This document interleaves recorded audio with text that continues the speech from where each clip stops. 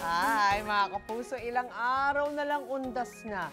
Siguradong isa sa mga pinaghahandaan ninyo ay yung babaunin ninyo. Isa sa mga patok pambaon ang mga kakanin. Gaya nitong mga nakahain sa atin ngayong umaga. Nako, Iba't iba yan. ang babango nila, I have to say. Fresh, this is bago. Oo nga, sobrang bago. Ito mga kakanin na ito, galing sa Cainta Rizal, na busy-busy na raw ngayong mag-uundas. For sure. Kaya si Chef JR, tumulong na sa paggawaan na yan. Hi Chef, good morning. Balita namin, 24 oras non-stop na ang paggawa ng kakanin dyan. Wow. Kaya ba na pasugod ka?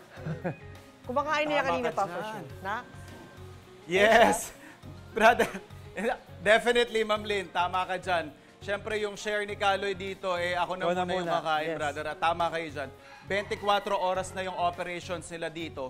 Kasi yung regular days nila na 200-250 boxes, ngayon po, halos triple na. Umaabot na sila ng 600 boxes. Kaya eto, nakikiambag tayo doon sa mga pwede nating maitulong. Kasi nga, tuloy-tuloy yung mga kasama natin dito, talaga namang non-stop ang gawa nila. At syempre, para naman mas malaman pa natin yung mga sikreto at mga detalye ng paborito nating kakanin dito nga sa Cainta na tinaguri ang Kakanin Capital of the Philippines, kakausapin na natin yung ating kaibigan, si Ma'am Jovet Fernandez. Ma'am, a blessed morning. Nice to see you again. Good morning. Good morning po ulit, ma'am.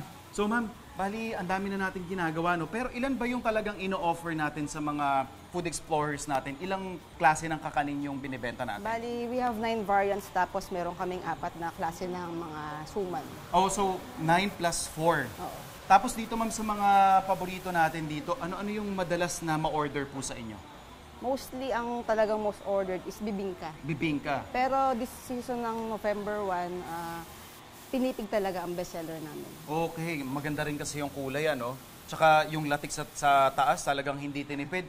Ma'am Jovet, bukod dun sa ating bibingka at yung pinipig, ano-ano pa po ba yung ating ino-offer? Ito, Meron sapin-sapin tayong ito, no? Sapin-sapin with langka, Uy, kaya pala mabango. Ito yata yung naamoy ni Ma'am Lynn sa studio. pinipig, bibingka. Okay. Tapos meron tayong ube kalamay, Ube kalamay, yan. kutsinta, Naku, sapin latik. Okay. We also have kasaba, Ito yung ube kasaba. munggo latik, and ube latik. Itong ubi munggo, ma'am, saan po yung munggo niya? Nasa gitna? Nasa feeling siya, sa ilalim nung... So parang may feeling siya sa gitna. Okay. So ang dami. Tapos bukod pa po Bukod dyan pa yung sa suman. Ma'am Jovet, paano naman po yung pag-o-order? Siyempre, iba't ibang dami ng family ang meron tayo, di ba? May marami, may malakihan. Kagaya namin, maliit lang. 3 lang kami sa bahay. So, paano po pag-o-order? May sasakto ba sa amin? meron naman kaming mga small size. Okay. Mag-start tayo ng half tray. Okay, ito yung small natin na tinatawag.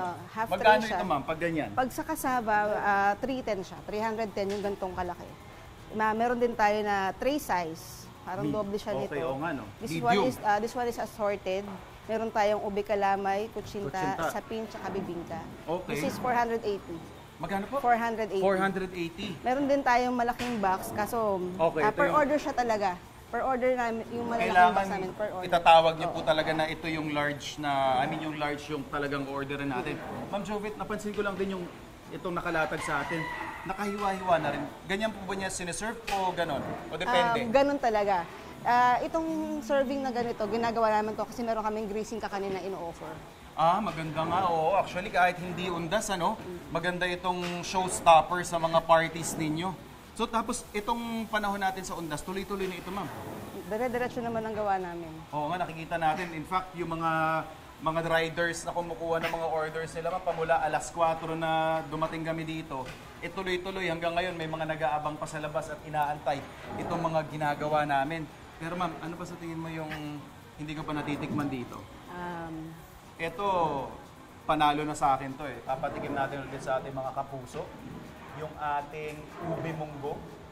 So ito ma'am, kalamay-based ito. Oo, kalamay siya. Tapos ibang flavor lang Ibang talaga flavor yung ating ino-offer ito. Ube munggo, this is not your usual kakanin na makakain. Kaya ako natitikim para sa inyo, Food Explorers. Diyos ko. Sir Igan, matamis. Pero definitely may enjoy mo ito, I'm sure. Ang sarap nung laro nung latik sa bibig. Yung sarap nung parang, dahil may munggo ka natitikman, parang nilalaro yung isip mo na parang may savory kang inaasahan. So, balancing, balanse. Ito pa. Meron pa tayo ditong Kasama. Yan. cassava. Sa Siyempre. bestseller din namin yan. Ang maganda kasi ma'am, pag itong hati-hati na, pwede ko nang kamayin, di ba? Ayan, oh. Texture, since 1970s, panalong-panalo hanggang ngayon. Thank you. Okay, Ma'am Joey, maraming salamat, Food Explorers. Ano pa nga bang salamat asahan po. natin? Mga kutkutin, babaunin sa undas na idea, ako bahala dyan. Kaya lagi tumutok sa inyong pambansang morning show kung saan laging una ka, Unang Hirit! Ikaw, hindi ka pa nakasubscribe sa GMA Public Affairs YouTube channel? Bakit? Mag-subscribe ka na, dali na, para laging una ka sa mga latest kwento at balita. I-follow mo na rin ang official social media pages ng Unang Hirit. Salamat, Kapuso.